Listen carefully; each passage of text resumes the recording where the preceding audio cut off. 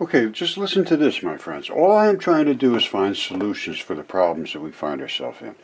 They're talking about, look, in Norway they're paying $9 a gallon for gas. We're only $4, but they're saying $6 by August. Listen to this. $9.23 a gallon. It is truly a global problem. The U.S. Energy industry is heavily subsidized, receiving about $20 billion a year in tax breaks. So Americans pay a little bit less for gas than the rest of the world. Caitlin? We're in trouble if we don't get this free energy, and we can. I think within 30 days, we'll know one day, one way or the other. Absolutely within 30 days, if this was taken serious. I have accelerated light. Rod Warren was the one who discovered this. And light accelerates through a venturi.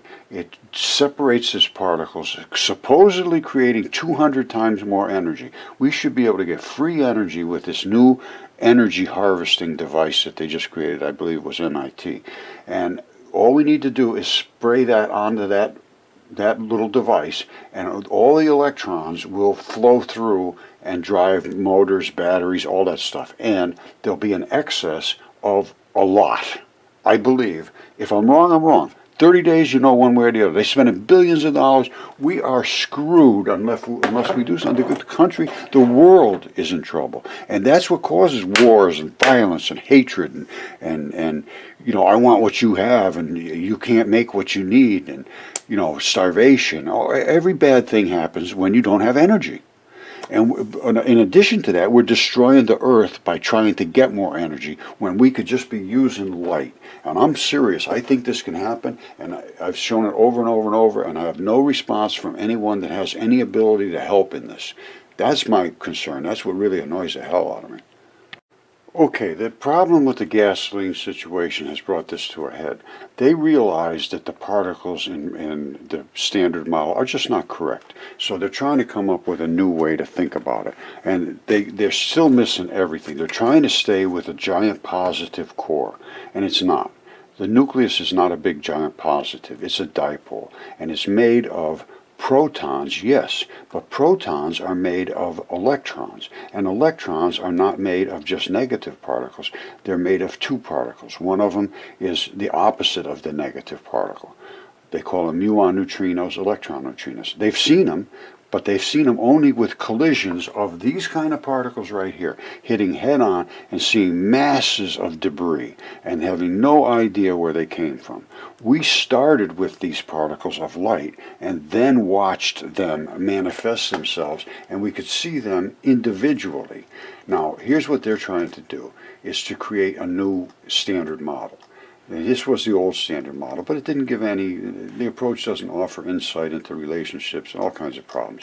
And it never worked. It just never worked at all. It doesn't predict gravity, it doesn't do anything. So this guy from the Fermi lab, Chris Quigg, is trying to show a new simplified model. And here it is right here. You can't simplify the Bohr model. It doesn't work. What you need to do is say that all the particles, which I'm going to show you right now, in light, make up everything. They make up everything. And the particles of light are the muons and the electrons, neutrinos. And that makes up what we always call an electron, negative particle that flows and does all the gooey, you know, bright stuff, and it's heat and all that stuff. Well, it's attached to a dark particle. That's the dark matter. Never knew it was there. It's attached to everything. There's a bright particle and then there's a dark particle, but they are glued together. That's what you call them, a gluon if you want. And then two back to back, which are little bar magnets, make up a photon. Shown it hundreds of times.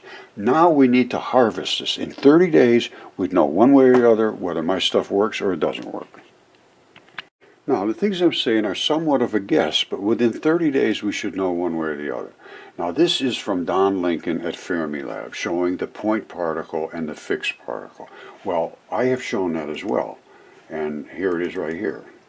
All right, here's Don's fixed particle, which is the black ball, and the point particle, which is the white particle. Now, if you can separate these two, my understanding is this creates 207 times more energy. We separated them. That's called fission. All right, so here they are attached together, and that is what's called a photon.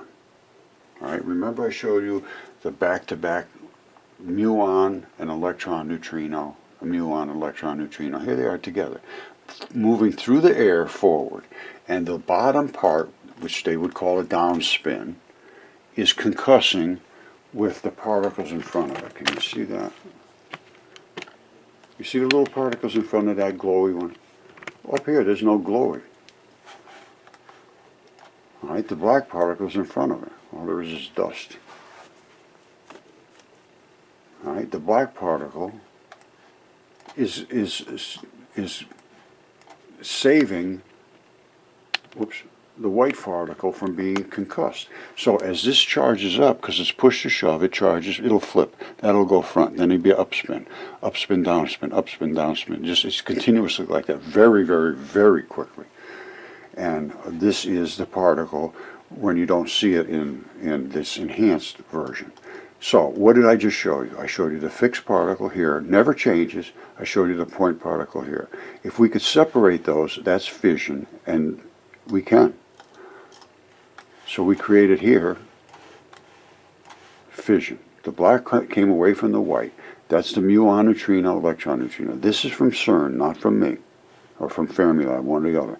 And they want to see these white showers, and they want to see the black ball continue on just all by itself. Exactly what I'm showing you. And we created that by this Venturi here. And that Venturi creates acceleration, it appears to me, and forces the waves to crush into each other and then separate the black from the white. Because the white can crush down and squirt through the little tiny slit we made, and the black cannot. That's all we did.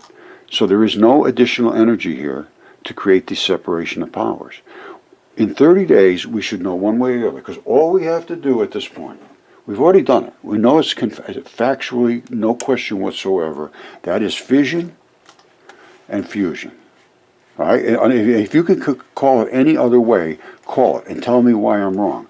These were together as light. Here they are separating, and this is exactly what CERN and Fermilab show is what they want to see. Now, why do I say in 30 days we can figure this out? Because they just came up with a new solar harvester, but it's a heat harvester, and that is heat. It's only heat for a second. When it comes back to here, it's not heat anymore. It's going from a light into heat, back to light again.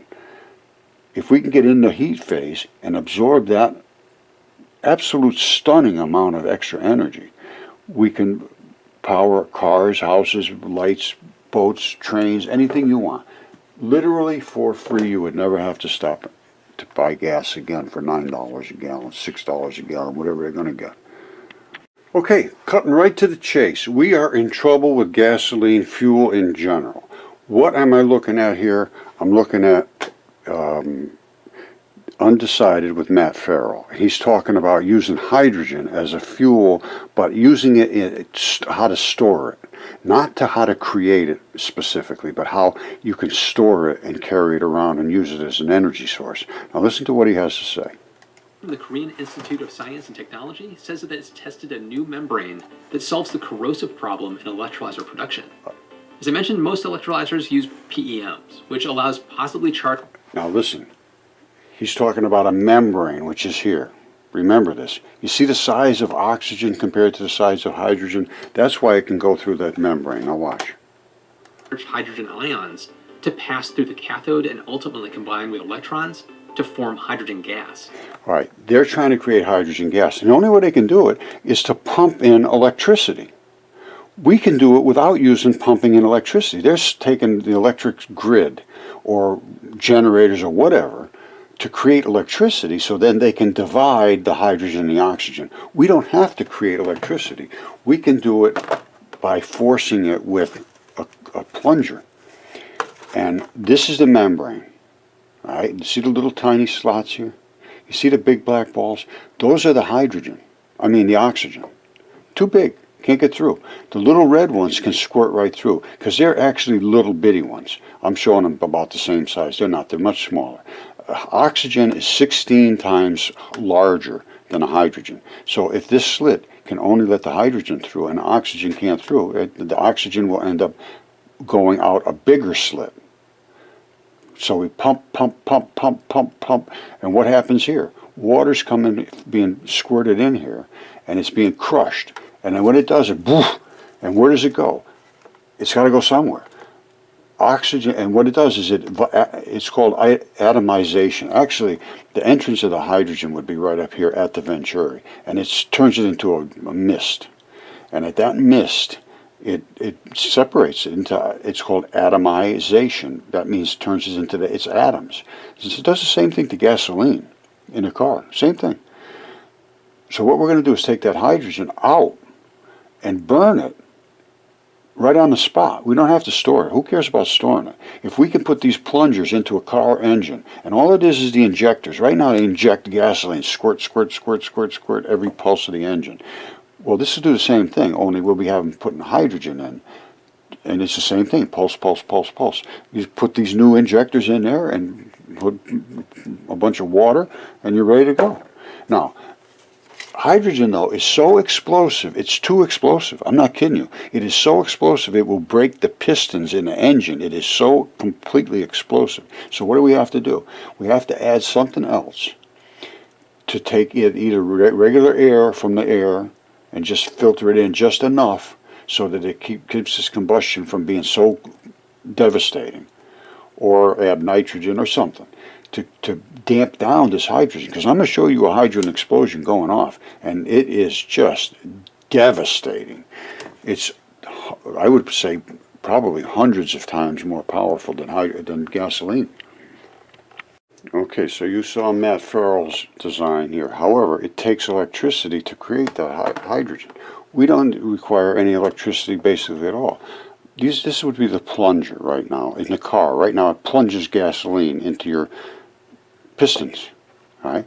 Instead of gasoline, we want to put hydrogen. Now here's what we have to do. The hydrogen and water. The hydrogen and oxygen, which is water, is injected in ahead of the piston. The plunger. This is the plunger, not a piston. Plunge, plunge, plunge. At this venturi, it atomizes. It turns it into the oxygen and hydrogen. That's what an atomizer does. That is what a venturi does. Look it up. Atomizer, venturi. So out comes oxygen and hydrogen.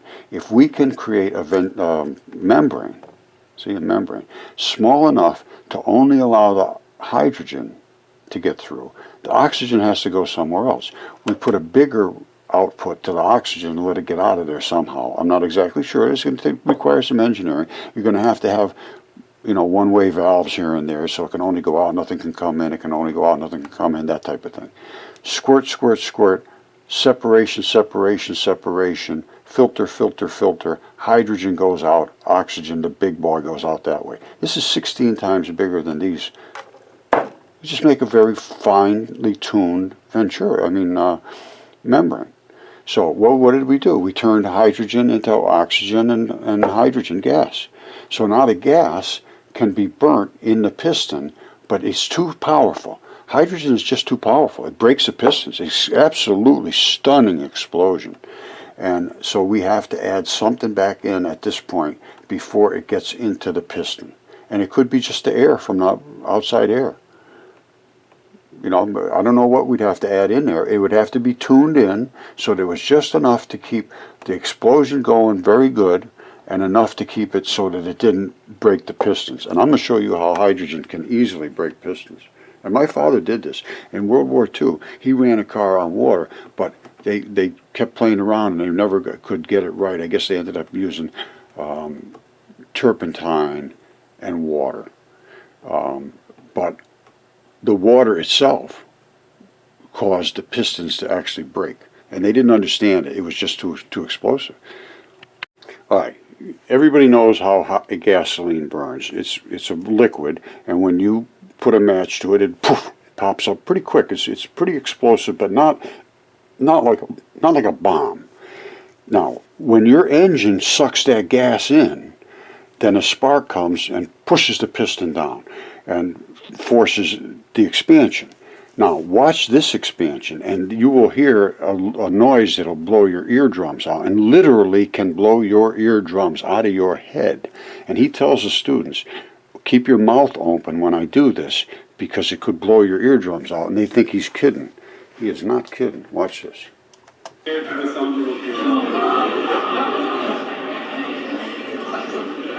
thought it was a big joke. If that sound was too loud for you, keep your mouth open, because then the pressure in your mouth will come outside here. Yeah, baby. And that is nothing but water in the air now. See how happy? Look at the kids. I love to see them smiling like that. They're great. Okay, so what you saw here is mechanical energy. This is expansion. Expansion inside of a sealed piston forces the piston down, makes your crankshaft turn around, and your car goes. Well, you can also do this with electricity. This is done from expansion gases, exactly the same as gasoline works. However, we are using virtually the same concept of an injector, which is a gasoline injector in a car. We're using an electrical injector, which is nothing more than a pulse laser, to separate light, which we can actually create the electrons free floating instead of just hydrogen. All right, the first one I showed you here was actual water, just water, squirting, causing the separation, what's just called atomization, and it has to be the right kind of a Venturi, and you will get oxygen and hydrogen out of here. Now, if you can separate the hydrogen out through the membrane, which that's what I'm saying on the car engine, that's what we would use to replace the injectors that are in there now. You could probably use the same car. Now, what about actually turning right directly into electricity? Here it is here. Same exact process, basically. It's an injector. And the injector is caused because of a Venturi, once again, a restriction that forces everything to crush through it, causing atomization. But in this case, we started with light. So we have no atoms. All we have is light. So what is light? Light is an electron and a muon neutrino together. And we separated them right here, which is called fission and fusion. Here it is right here. This is the fission, where we broke the black and the white particles apart, and then they came back together. Here is fusion. This right here, my friends, is what I consider to be raw heat energy. And when you say raw heat energy, why wouldn't this melt over here? When they come back together, they snap right back to being a neutral particle again. Instead of having a heat side and a cold side, they pop back together and they turn into the light again. So we need to harvest right here. And what is this? This is the new heat engine from MIT that turns heat directly into electricity. And it's done with thin film transition metals and all kinds of different deep orbital absorption chemistry. And when it absorbs all these electrons, they have to go somewhere. They want to get back to the ground, which is the other side. They want to fuse back together. We take a little bit of it, we keep our laser running, and we take the excess, and it's free energy. And we could do this one way or another. If it works, it works. If it doesn't work, in 1 month we would know. And we're spending trillions of dollars. People are paying $6 a gallon some places, I think, for gas now. And we could be able to drive for free. And this is CERN. This is not me. I didn't make this little doodle. I just showed this doodle is right. Here's the black particles, the muon neutrinos. Here's the white particles, the electron neutrinos. And they shower, the white ones, and the black ones don't. And here it is right here. The black and white ones coming together, which is a photon. This was light. We did it with a pulse red laser, so there's no question this is what I'm saying it is. This is coming through the air. This one's concussing with all the other ones. It's push to shove. This one's diminishing. This charges up, it flips, flip, flip, flip, flip, up spin, down spin. That's what they call it. Now, did Fermilab agree with this? They appear to. This is what Don Lincoln showed, was this black particle, saying it was a fixed particle, it could not change sizes, and this one was just like a point particle, could do anything it wants. And here it is right here, exactly. There's the big black ball, there's the white ball. And that's why we got these showers. And the only thing that could get through was the white ball, because the white ball is squirting through just like the hydrogen would. The black ball's too big. We made a restriction here that was so small that it would only allow the white to get through. The black cannot get through, it has to go around. So fission, fusion, raw energy. They claim 207 times the value here than the value before it was accelerated and split. Okay, here's the problem. This is Don Link in the Fermilab. They make assumptions that are just wrong. Particles are the carrier and the fermion together, what they call a boson and a fermion. The fermion was the white particle, the glower, the burner, and the black particle was the carrier. The carrier has the mass. He's saying they don't have mass. Well, photons are built of these two particles, the carrier and the boson, the carrier and the fermion, with the boson and the fermion. And he's saying they don't have any mass. Yes, they do have mass. So they're never going to figure this out. He draws, equations that are just absolutely insane out here. All these equations, see this? Saying how all this equation means this and that. They don't mean anything because he's starting from the wrong place. To you. A super common question is, how can a photon, which has no mass, have momentum? That's a good question with a lot of complexity in the answer, so let's dive into it. Yeah, and then he's going to go into mathematics that are literally meaningless. All of this stuff, listen. Squared. So we say that Ke equals 1/2 mv squared. You probably remember all that. Oh yeah, Now no let me problem. show you how kinetic energy and momentum are related. Let's start with the momentum equation, P equals mv. All of these are equations that are absolutely meaningless because what they're trying to do is prove something that isn't real. I mean, he's still going on about these kind of crazy equations out here. Look. So Three now, equations I've mentioned so far here. E equals mc squared, P equals... all right, E equals mc squared. That's not right at all. Energy is mass. Mass is not just the weight of something. Mass is its interaction with other particles. Something could weigh 1 billion tons and it has no mass until it interacts with something. It's just sitting there. The mass of it, yeah, it weighs something, but that's not mass. Mass is the impact value which creates energy. Energy is nothing. It sits there, there's no energy. No energy. I don't care how much big it is. If it's not impacting with energy, there is no energy. That's the nonsense that's going on here. And this is, we're paying billions of dollars for this kind of stuff. And it goes on and on and on. I mean, This thing is itself only an approximation for kinetic energy. Who is going to ever, they'd say, oh, he must be brilliant because he's drawing all these little doodles. No, they mean nothing. This absolute nonsense because the assumption is wrong. Okay, this is the Large Hadron Collider, and they shut it down for 3 years and added all kinds of magnetic containments so that it could focus the beam, to focus it exactly like we are doing. Only they're still hitting head on with protons and still have just a mess of trash to dig through. We're using photons, the tiniest particles. Now, following a 3-year break of scheduled maintenance, upgrades, and pandemic delays, the LHC is preparing to power up for its third and most powerful yet experimental period. This is with the focus. If all initial tests and checkpoints started this month go well, scientists will begin experimenting in June and slowly ramping up to full power at the end of July. Now, the new run could finally reveal the long-sought right-handed version of the ghostly particles called neutrinos, shown you them. Find the elusive particles that make up dark matter, shown you them, which exerts gravity but does not interact with light, and even help to explain why the universe exists at all. All of these things, I don't know why the universe exists. I say it's from God. They'll say that it's some big bang happened.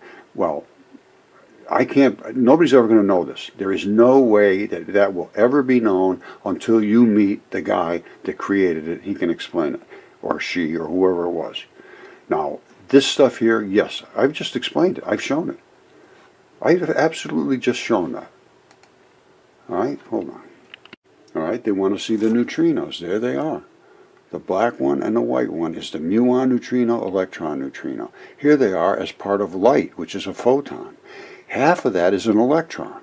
So one of the electron here, back to back, just like 2 bar magnets. We accelerated them, showed them displaying their energetic values. These are energetic and these are not. Just exactly what they say, exactly what Don Lincoln said.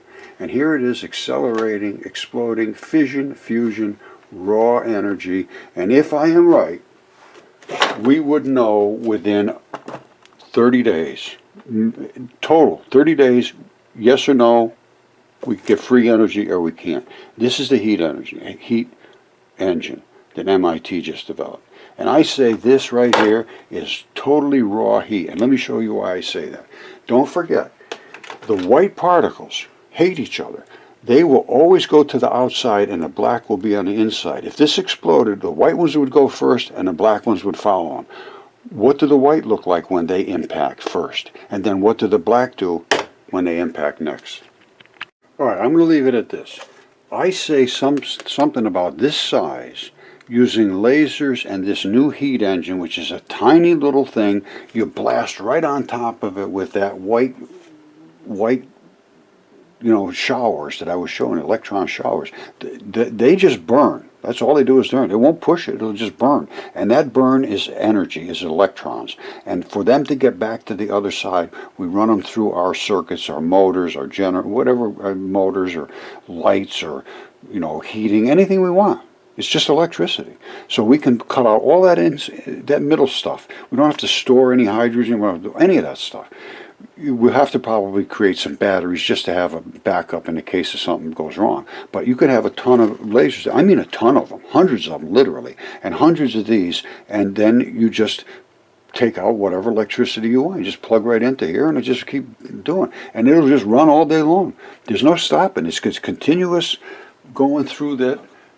Here it is right again. Just one more time, look. This is what we're going to put in right here. All right? So here's what we got. We got the laser, and it could have banks of them.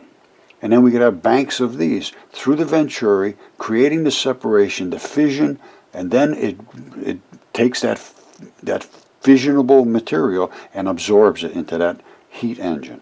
And then we drive it through our devices. And is it something like this? You carry it in the woods, you plug it in, fight fires, power your cabin, your house, anything you want. Disasters, wars. That's what we need. In 30 days, we could know one way or the other. All this stuff exists right now. All you got to do is put it together, create the correct type of Venturi, and then you got to screw around with it. There's a lot of engineering here to make it better or a little bit worse. That's the way it works. That's science. I've shown absolutely with no question that we have divided those particles. If somebody can question that, question it. I want to hear a question about it. I don't want to hear silence, because you can't hear silence. All you silence creates death. I was going to take that cut out, but I'm not. I'm going to leave it in there, because I've been showing this for 7 years. We should be driving our cars for free. The earth should be being healed now, not being destroyed. I've never seen such a mess in my life as the world is in right now. All right, let me just prove my point. Here's the laser. There's the acceleration. There's the receiver. And there is the output. Now, what have I done here? I've recreated the same thing.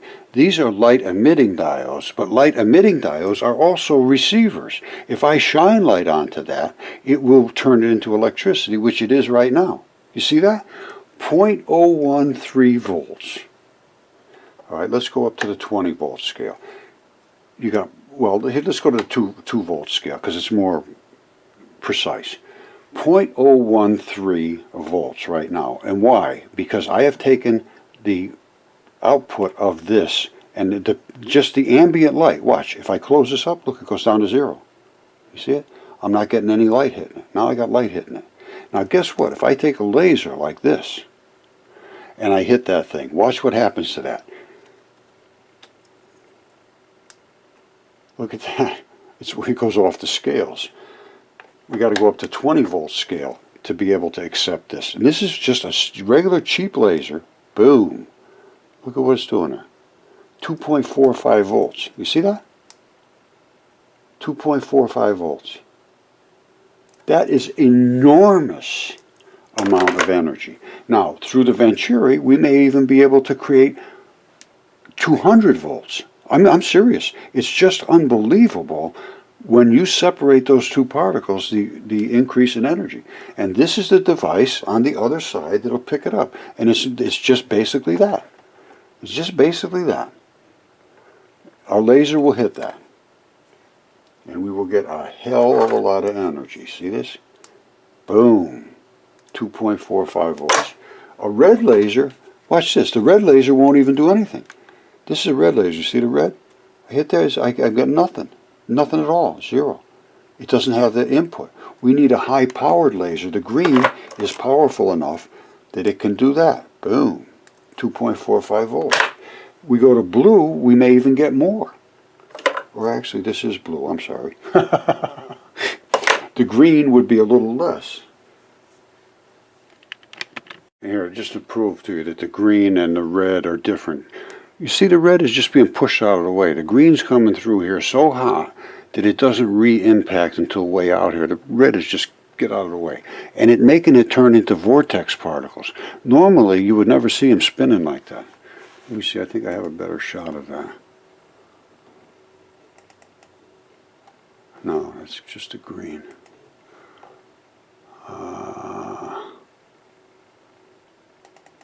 Yeah, this is it. You see this here?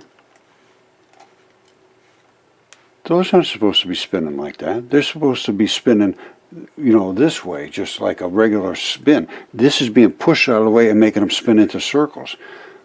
It's just amazing what happens after the Venturi. These particles should never spin this way. They should only spin this way, according to gravity. These are not spinning upspin or downspin. They're spinning, I don't know what you'd call it, barrel spin. When they come through here, I'll show you coming through what they look like. This is so intense, it's pushing these to spin into little circles. That's another thing nobody's ever seen before. This is what the red is supposed to look like. It spins just like a little spring. I got something around here somewhere. Here it is. This is what light spins like, just like this. That's how it spins. If you see, that's why it looks like a wave, and it also looks like a particle, because the particle is right at the tip, and it's going through the air spinning. That's what they look like. When the red and the green just cause it to spin this way. Not supposed to spin that way. It's supposed to spin in a circle going this way. And this one flipped it and flopped it all around in different circles, as it would cause a ton of interference into that light. Now, nobody's ever seen that before. I don't know if it has any big, feature to it, other than it just shows that light is literally a particle, and it can be pushed to this side and that side and twisted around in circles. All right, I'm just going to leave it at this. We know we got an energy crisis. In 30 days, you know one way or the other if this is going to work. That's all. They spent trillions of dollars to doing all kinds of research that's never gone anywhere. They have never gotten even close to break even. I'm showing something, I'm almost certain we have excess energy. If we have excess energy of any sort, we should be able to create devices that run on that free energy. Because it's excess. Energy is energy. Now we can make it by the gases, we can make it by the pure electrons. But we got to get started, and damn quick. All right, don't forget, I said the white ones on the outside. We have the nuclear bomb goes off. They go first, followed by the black ones. This is extremely slow motion, 4,700 feet away from ground zero. Watch what happens. This is from Atom Central. Now watch this. The first thing is it just lights up like it just burns. Everything burns. Then it goes. And then everything comes back. And the reason is, let's go back to it one more time, and this time I'm going to play it in very slow motion. All right, let's go down to 25%. How about that? Now, here it goes. Boom. Now, what happens here? Just nothing but burn, burn, burn. You see it? There's nothing. Nobody moved. Not a single thing moved. All it is the white particles are the first ones to hit here, and all they are is heat. Now comes the dark particles to hit it. Now, think about this. Before this is burning here, it was sitting on the tarmac. Whatever hit here was coming from that tarmac explosion of the nuclear bomb, which is the white particles first. when it was sitting there on the tarmac, you could touch it. It might be a little warm, but it's not going to do that. The only way we could do is to keep these away from the black ones. Once they get together, they neutralize each other. When they're apart, this is what happens. Look at this. All it does is burn. The whole thing just totally burns to shreds. When there's nothing left to burn, here comes the black ones. Boom. They are cold. They're literally cold. And now everything's coming back. You see it coming back this way? The reason is, it's coming back because the black ones that didn't leave the tarmac want the white ones back. They say, get back here. And they come back. That's gravity. All right, I showed you the black particles stayed behind. The white particles hit first, burnt everything. Then these came, the fixed, it cannot change, and just knocked everything away. And then they came back. I think I've demonstrated pretty well the ability of this to increase its value into heat. Now when it comes right back here, it stops being hot again. It reattaches to the black, and that's it. It's over. If we can get in the middle with the heat engine, I think we can have free energy and portable. Carry it around in a little hand basket. You do anything you want with it. Carry it out in the woods. No grid required. Use it right as it's being produced. Lasers are absolutely dirt cheap. This thing can't be very expensive. And there's all kinds of variations to this. I don't think they can have a patent on this. I'm sure they're going to patent how they did it. But there is a million ways to do this with thin film, Percosolites they call them. And we should be able to get free energy. And we should be able to do something, patents and so forth. This just makes me sick to think that patents and things like this destroy humanity because some one person or one group of people want to have all the money and force everybody to pay them. That really upsets me. But nobody should be able to get a patent on this. I've been showing this for 7 years.